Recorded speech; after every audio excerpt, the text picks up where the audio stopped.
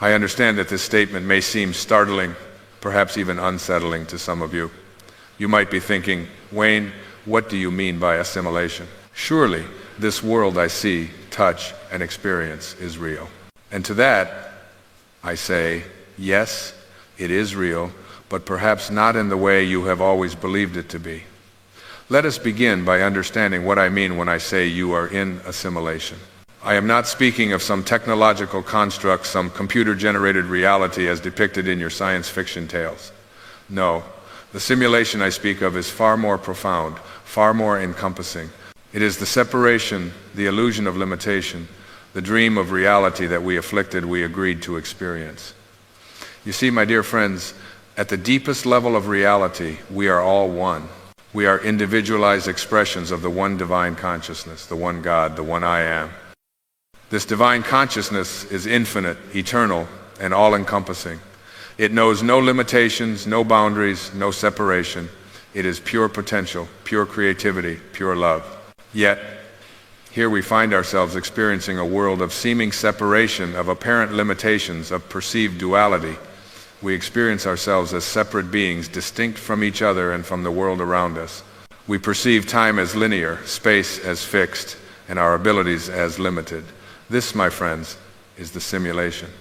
But why, you might ask, would we choose to experience such a simulation? Why would infinite consciousness choose to experience limitation?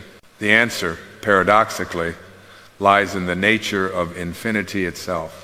For infinity to know itself, it must experience all possibilities, including the possibility of limitation.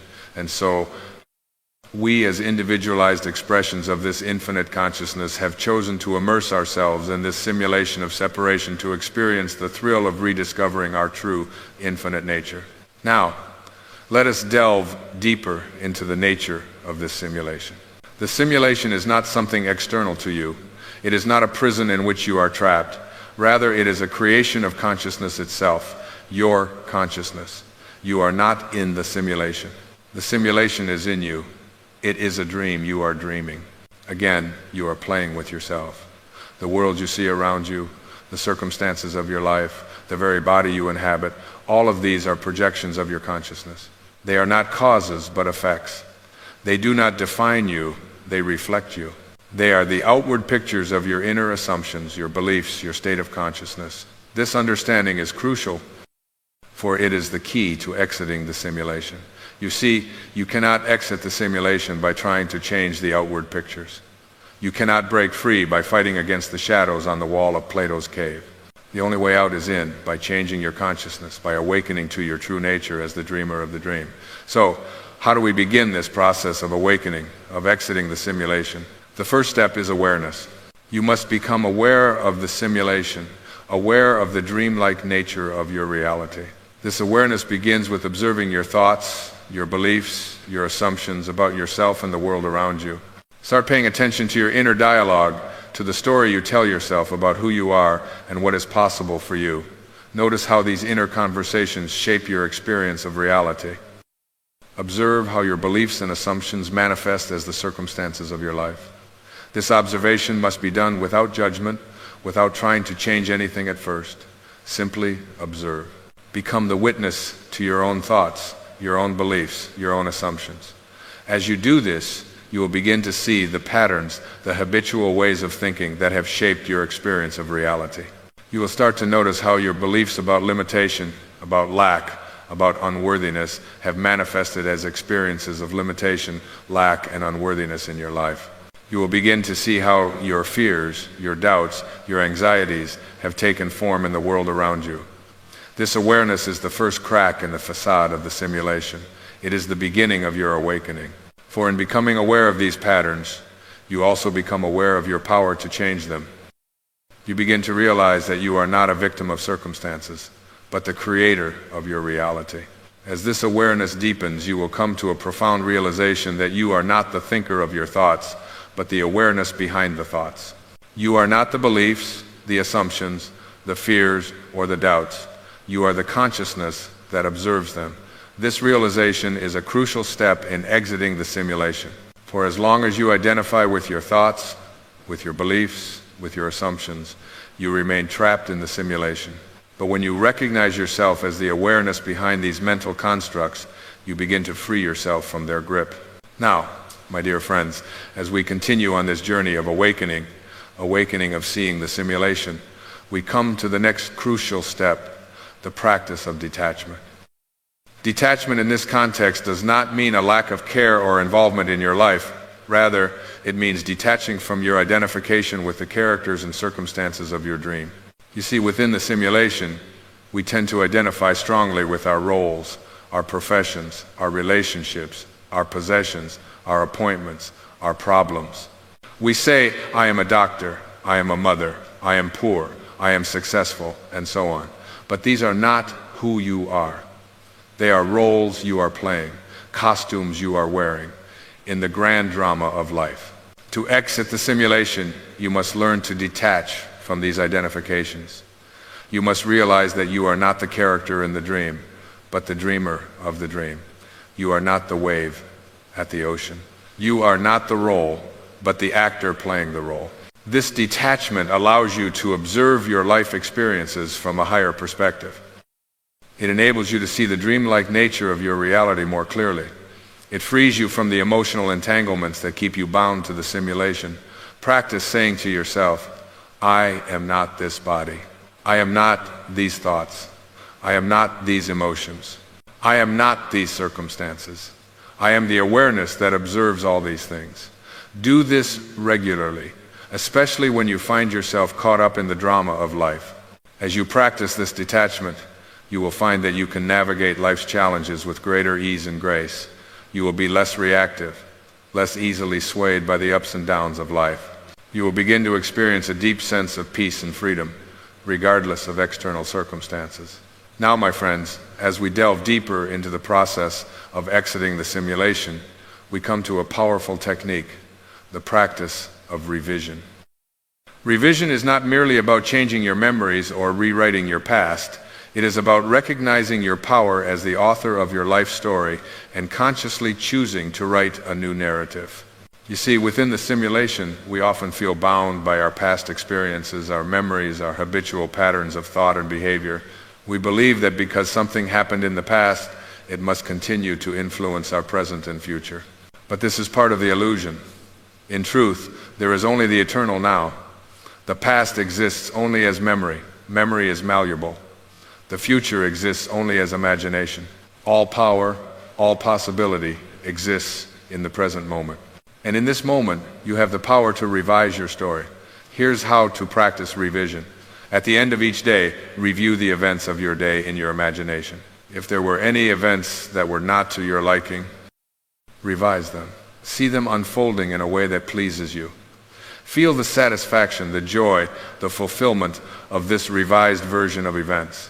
This is not mere fantasy or wishful thinking. Remember, your outer world is a reflection of your inner world. By revising events in your imagination, you are literally rewriting the energetic imprint of those events in your consciousness. And as you change your consciousness, you change your world. Extend this practice of revision to your entire life story. Are there past events that still trouble you? Revise them in your imagination. See them unfolding in a way that empowers you, that brings you joy. Feel the emotions of this new version of events as if they were real. Because in the realm of consciousness, they are real. As you engage in this practice of revision, you are doing more than just changing your memories. You are exercising your power as the author of your life story. You are recognizing that your reality is not fixed but fluid. You are stepping out of the linear time construct of the simulation and into the eternal now of true reality. Now, my dear listeners, as we continue our journey towards exiting the simulation, we come to a fundamental truth that you must not only understand, but embody. The power of your imagination. Your imagination is not some frivolous faculty for daydreaming or escapism. It is the very workshop wherein you fashion your reality.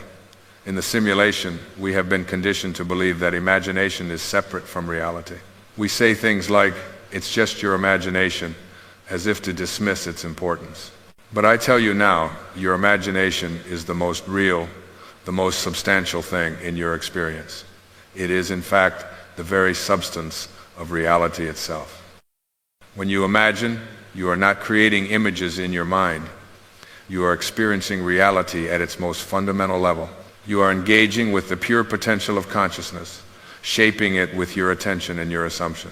To exit the simulation, you must learn to use your imagination consciously and deliberately. You must treat your imaginal acts as real events, for in the realm of consciousness, they are real events. They are causes set in motion that must, by universal law, produce effects in your outer world. Begin by choosing a desire, something you wish to experience in your life. Now, close your eyes and create a scene in your imagination that implies the fulfillment of this desire. Make it as vivid and as real as possible. Engage all your senses. See the details. Hear the sounds. Feel the textures. Smell the scents associated with this scene. Most importantly, feel the emotions you would feel if this scene were actually happening in your physical reality. Feel the joy, the satisfaction, the gratitude of having your desire fulfilled, for it is the feeling that gives life to your imaginal act. Now, here's the crucial part. You must persist in this imaginal act. You must return to it again and again, dwelling in the feeling of the wish fulfilled. You must live from this new assumption, this new state of consciousness, regardless of any contradictory evidence presented by your physical senses. Remember, the physical world you see around you is the effect, not the cause. It is the shadow, not the substance.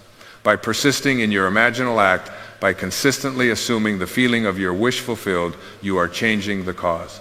And when the cause changes, the effect must change.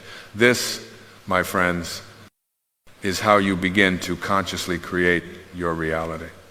This is how you start to exit the simulation. You are no longer a passive participant in a pre-programmed reality. You are the active creator, shaping your world with the power of your imagination. As you practice this, you will begin to see changes in your outer world. Circumstances will shift. Opportunities will arise. People will respond to you differently. These are signs that you are starting to break free from the old patterns of the simulation. But here's a word of caution. Do not become attached to these outer changes. Do not seek for signs or try to make things happen. Your only task is to persist in the assumption of your wish fulfilled. The how, the when, the where of its manifestation is not your concern. That belongs to the infinite intelligence of the universe. Your job is simply to imagine and believe, to live from the end, to dwell in the state of the wish fulfilled. As you do this, you are literally reprogramming the simulation. You are rewriting the code of your reality. You are rewriting the code of your reality. Now, let us delve deeper into another crucial aspect of exiting the simulation, the understanding and application of the law of assumption. This law states that your assumptions, whether conscious or unconscious, shape your reality. To assume a state is to experience that state. Within the simulation, we often feel that we are at the mercy of external circumstances. We believe that we must change our actions or our environment to change our lives. But this is part of the illusion. The truth is, all change begins within. It begins with a change in your assumptions. To exit the simulation, you must become conscious of your assumptions and deliberately choose new ones that align with your desires. This is not about positive thinking or affirmations. It's about a fundamental shift in your state of being. For example, if you desire financial abundance, you must assume the state of a wealthy person. How would a wealthy person think? How would they feel? How would they carry themselves? Assume that state now, regardless of your current bank balance. Live from that assumption. If you desire a loving relationship, assume the state of someone who is deeply loved and cherished. Feel that love now, even if you're currently single. Live from the assumption that love is your natural state. Remember, in the realm of consciousness, there is no process.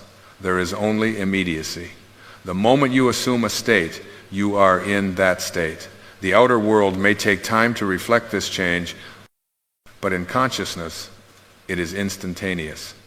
This understanding liberates you from the linear time construct of the simulation. You no longer need to wait for your desires to manifest. You can experience them now in your imagination, which is the reality of all realities. As you practice living from your desired state, you may notice a peculiar phenomenon. The gap between your imaginal acts and your physical reality will begin to close. What you imagine will start to manifest with increasing speed and accuracy. This is a sign that you are loosening the bonds of the simulation. Now, my dear friends, as we continue our journey towards exiting the simulation, we must address a critical concept: the nature of your true self. Within the simulation, we identify with our physical bodies, our personalities, our personal histories, but these are not your true self. They are aspects of the character you are playing in this grand drama of life. Your true self is the awareness behind all these things. It is the observer, the witness, the knower of all your experiences. This true self is not bound by the limitations of the physical world. It is not subject to birth or death, to change or decay. It is eternal, infinite, and all-encompassing. To exit the simulation, you must shift your identity from the character to the actor, from the dream to the dreamer. This shift in identity is not something you can achieve through intellectual understanding alone. It must be experienced, realized at the deepest level of your being. One powerful way to facilitate this shift is through the practice of self-inquiry. Throughout your day, pause and ask yourself, who am I? Don't try to answer this question intellectually. Instead, turn your attention inward. Look for the source of the I thought. Who is this I that is experiencing all these things? As you inquire deeply, you may come to a startling realization that you cannot find a separate individual self. The more you look for it, the more it seems to disappear. What remains is pure awareness, boundless and free. This realization is not an intellectual concept, but a lived experience. It is the recognition of your true nature as pure consciousness. And this recognition is the key to exiting the simulation. For when you know yourself as pure awareness, you are no longer bound by the limitations of the physical world. You are no longer identified with the character in the dream. You are the dreamer, capable of shaping the dream at will. Now let us explore another powerful tool for exiting the simulation, the practice of living in the end. This technique involves assuming the feeling of your wish fulfilled, living as if your desire has already been realized. You see, within the simulation, we have been conditioned to believe that we must take action in the physical world to achieve our goals. We think that if we work hard enough, struggle enough, we will eventually reach our desired end. But this approach keeps us trapped in the illusion of linear time and cause and effect. To exit the simulation, you must realize that the end is not something to be achieved in the future. The end is a state of consciousness to be assumed now. When you live in the end, you collapse time. You bring the future into the present moment. Here's how to practice living in the end. Choose a desire, something you wish to experience in your life. Now, instead of thinking about how to achieve this desire, imagine that it has already been fulfilled. How would you feel? How would you think? How would you act if this desire were already a reality in your life? Assume those feelings, thoughts, and actions now. Live from that state of consciousness. Speak, think, and act as the person who already has what you desire. This is not pretending or faking it. This is assuming a new state of being, a new state of consciousness. As you live in the end, you may notice that your outer world begins to rearrange itself to match your new inner state. People, circumstances, and opportunities that align with your assumed state will be drawn to you. This is not magic or coincidence. It is the natural result of aligning your consciousness with your desire. Remember, the outer world is a reflection of your inner world. By living in the end, you are changing the cause. Your state of consciousness and the effect your outer reality must change to match it. Now, my friends, as we delve deeper into the process of exiting simulation, we must address the role of your emotions. Within the simulation, we often believe that our emotions are reactions to external events. We think that we feel happy because something good happened, or sad because something bad happened. But this is part of the illusion. Your emotions are not reactions to the world around you. They are creative forces that shape your reality. They are the energy that gives life to your thoughts and assumptions. To exit the simulation, you must learn to use your emotions consciously and deliberately. Instead of allowing your emotions to be triggered by external events, choose the emotions that align with your desired reality. Feel the joy, the gratitude, the love that you would feel if your desires were already fulfilled. This may seem challenging at first, especially if your current circumstances seem to contradict your desired reality. But remember, your circumstances are the effect, not the cause. By choosing to feel the emotions of your wish fulfilled, you are changing the cause, and the effect must follow. Practice feeling these positive emotions regardless of your external circumstances. When you wake up in the morning, before you even open your eyes, fill yourself with the feeling of joy, of gratitude, of love. Carry these feelings with you throughout your day. Let them inform your thoughts, your words, your actions. As you do this, you may notice a shift in your perception of the world around you. Things that used to bother you may no longer affect you. Opportunities that you didn't see before may suddenly become apparent. This is a sign that you are beginning to see through the illusion of the simulation. Now, let us discuss another crucial aspect of exciting the simulation, the understanding of your oneness with all of creation. Within the simulation, we experience ourselves as separate beings distinct from each other in the same way that we experience ourselves in the simulation. We are separate beings distinct from each other and from the world around us. But this separation is an illusion, a fundamental aspect of the simulation itself. In truth, we are all one. We are individualized expressions of the one divine consciousness. Just as the waves are not separate from the ocean, we are not separate from the infinite field of consciousness that is the source of all creation. To exit the simulation, you must not only understand this truth intellectually, but experience it directly. One powerful way to do this is through the practice of meditation. As you sit in silence, focusing your attention inward, you may begin to experience a dissolution of the boundaries of your individual self. You may have moments where you feel a deep connection with all of life, where the sense of separation falls away, and you experience yourself as pure awareness. These moments are glimpses of reality beyond the simulation. Cultivate these experiences. Seek them out, not just in formal meditation, but in your daily life. Look for the divine in everything and everyone around you. Recognize that the same consciousness that is looking out through your eyes is looking out through the eyes of every other being. As you embrace this understanding of oneness, you will find that your attitude towards others and towards life itself begins to change. You will naturally become more compassionate, more loving, more understanding. You will begin to see that by helping others, you are helping yourself, for there is no true separation between you and others. This realization of oneness is a powerful key to exiting the simulation. For when you know yourself as one with all of creation, you tap into the infinite power and intelligence of the universe. You realize that all the power you have been seeking outside yourself has been within you all along. Now, my dear friends, as we near the conclusion of our exploration, let us address one final crucial point, the importance of persistence and faith in your journey to exit the simulation. In your journey to exit the simulation, this path we have outlined is not always easy. There will be times when the illusion of the simulation seems overwhelmingly real, when your old habits of thought and emotion try to reassert themselves. In these moments, you must persist. You must hold fast to your new understanding, to your new state of consciousness. Remember